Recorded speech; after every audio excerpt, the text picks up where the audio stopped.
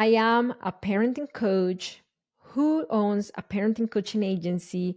We have worked with 14,151 clients, all parents of sensitive kids, and we found three things that I'm going to share with you on this video. And once you know what these three things are, you are going to gain a lot of clarity about your parenting, and you are going to start experiencing I'll have more peace. My name is Marcela Collier, and this is our YouTube channel.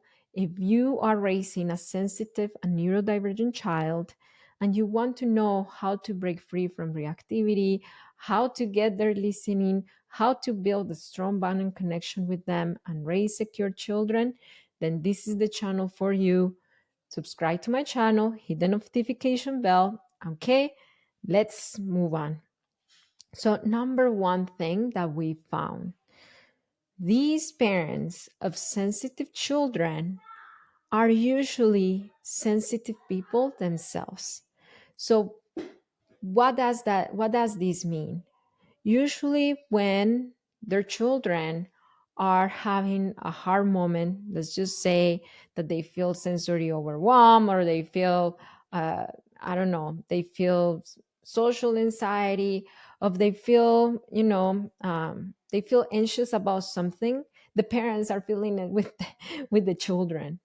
If you are raising a sensitive child, it's possible that you are a sensitive parent. So you can use that for your advantage. Hello, I have a sensitive child. He is diagnosed with autism, ASD, with ADHD, the hyperactive and inattentive type, and I am diagnosed with autism, ADHD, the inattentive type. And the advantage is that you have, being a sensitive parent, is that you will be a lot more aware of your children's triggers than any other parent. For example, my husband, he is not a sensitive person, so he a lot of the times he comes late to the game. He comes late once our child is so dysregulated that he's not able to hold it together. When in my case, because I feel everything. I feel the noise. I feel the lights. I feel the crowd. I feel the sensory overwhelm. I'm able to tell when my child is starting to feel that as well. And that has given me a little advantage to be able to prepare and help my son in advance because I am feeling those things. It has given me so much empathy to give to my child.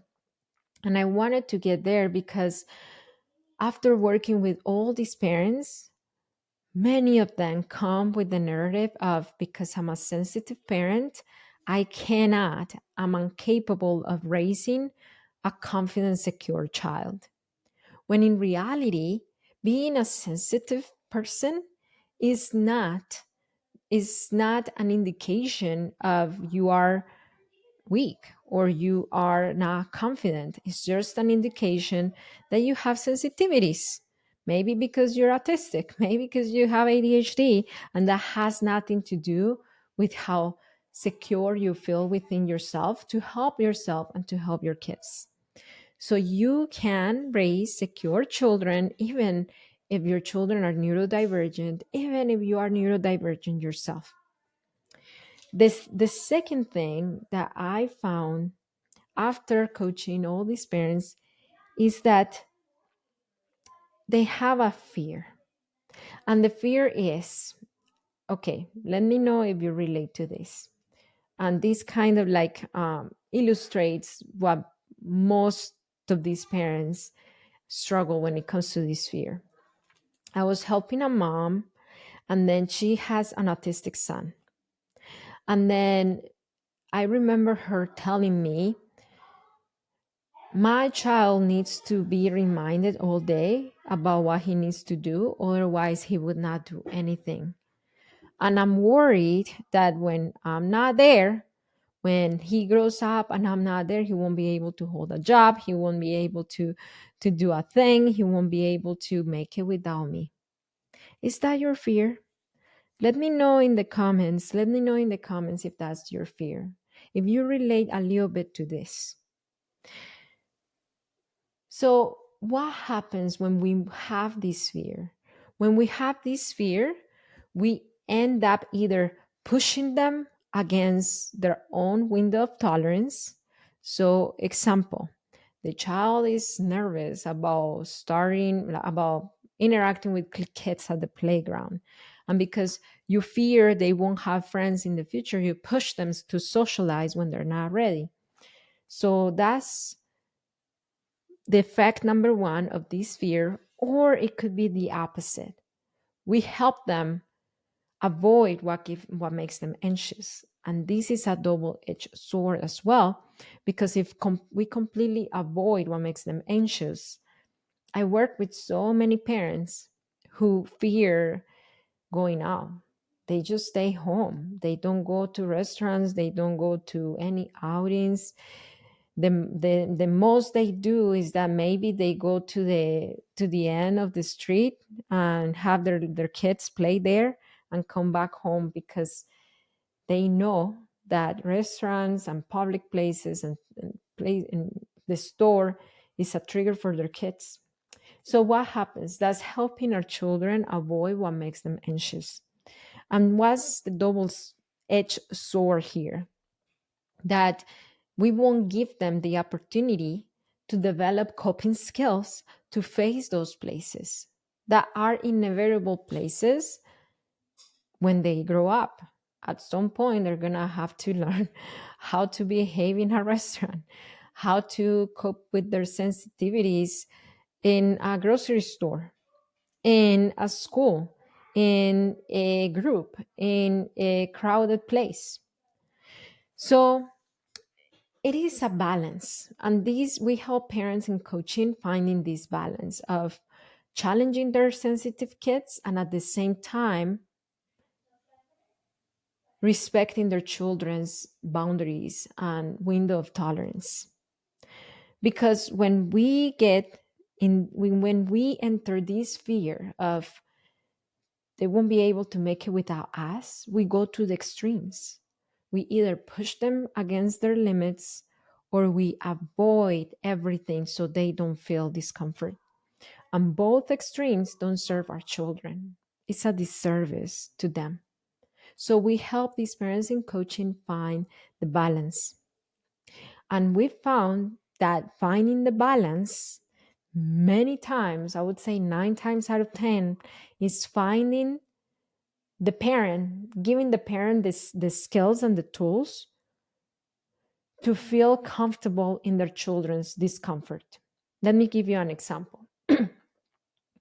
A parent of a sensitive child avoids going to restaurants because they don't want to deal with the meltdown at the restaurant.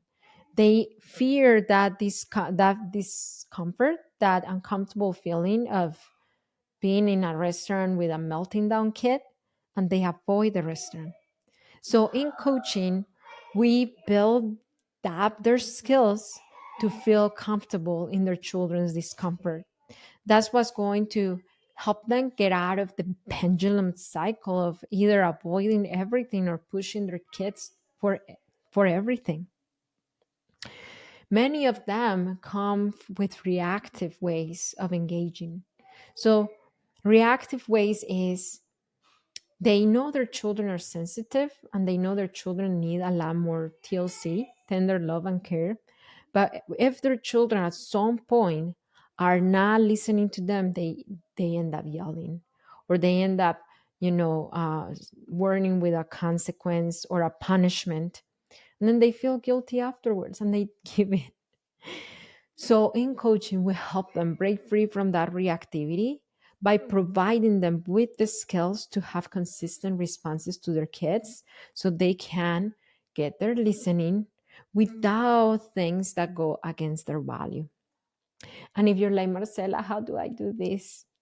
I have a no, yes, I have a 3-step system. I was just thinking, yeah, it's a 3-step or 4-step. Yes, it is a 3-step system. My ADHD kicked in. I've been teaching this for 4 years. that I share with you in my free class. And this is the parenting with understanding system of needs that we give our parents in coaching to break free from reactivity so they can feel a lot more peace raising their sensitive kids.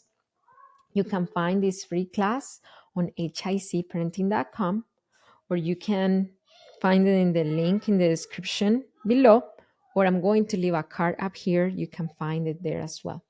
But in there, you're going to learn how to parent your children with understanding of their needs and with understanding of your needs. And from that, you are going to feel a lot more peaceful because you're not going to see their behaviors through those fear lenses, but through the correct lenses, which is these are the needs and this is how what I need to do to face them with confidence. Okay. So let's move on to this the other thing that I found parents, dealing with when they come to have coaching with us in HIC parenting. And it is that they come with limiting beliefs about self. I think we already talked about a few of them. Like, I don't feel capable. If I'm sensitive, then I cannot raise my kids well. Or my children will grow up needing me and they will always need me. Those are some limiting beliefs, but there is one. There is one that is a big limiting belief. And once you know this limiting belief, you will be able to move past it and feel a lot more peace. And it is, I'm not enough. I'm not enough of a parent. I'm not enough for my child. I'm not doing enough. And the evidence that they are giving themselves of I'm not enough is their children's behaviors. If they're behaving this way, it's because I'm not doing enough. If they're crying too much, it's because I'm not doing enough. And I want to tell you something from experience raising an autistic kid. My child will have a hard time in crowds, in social spaces, social interactions, regardless if I'm enough, if I feel enough, or if I don't feel enough. Because it's not about me, it's about him. It's about what he's struggling with. So these parents who come to coaching feeling like I'm not enough live with a big clarity of like, this is what it really is. My child has these needs. My child is needing this, is feeling this way. Not because I'm a bad parent, but because they are sensitive and they see the world differently and they perceive and feel the world differently. So you are enough for your kids. You are. But it doesn't matter if I believe for you if you don't believe for yourself. You need to start believing for yourself that you are enough for your kids. You don't have to do more. You don't have to do more. You just have to learn to tap into your power. You're welcome. I'm doing a live here and people are saying thank you. So I have a question for you. Which one of these three things you're relating the most? Number one thing that we found, parents of sensitive kids are usually sensitive parents themselves. Are you a sensitive parent? Let me know in the comments. Let me know in the comments. Number two, parents of sensitive kids usually have this fear of, I don't know if my children will make it on their own without me. And now we know that it is a balance between how much we push and how much we protect. Because yes, even our sensitive autistic kids need to feel challenged to grow. I'm so glad for the ways and the times that my parents challenged me as an autistic girl. I remember I really wanted to do poetry. And my teacher told me, what about if you recite a poem in front of the whole school? And the whole school was like 900 kids plus the parents. I was shaking. I was like, this is way out of my comfort zone. And she built up my confidence, and I did it. And I just didn't do it. I did it so well that I represented my school on the state competition, and then I won the state competition as a 10-year-old autistic girl. And it wouldn't happen if I didn't have a teacher who challenged me and encouraged me and told me that I was fully capable of taking that stage and doing a great job. So even your sensitive kids need to feel challenged and need to feel that you trust them. You are a good parent.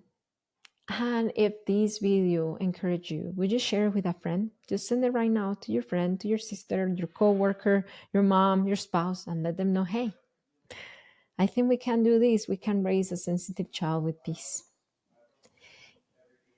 Thank you for coming. And I want to tell you, it only takes understanding of your needs and of your children's needs to raise secure children. I'll see you next time.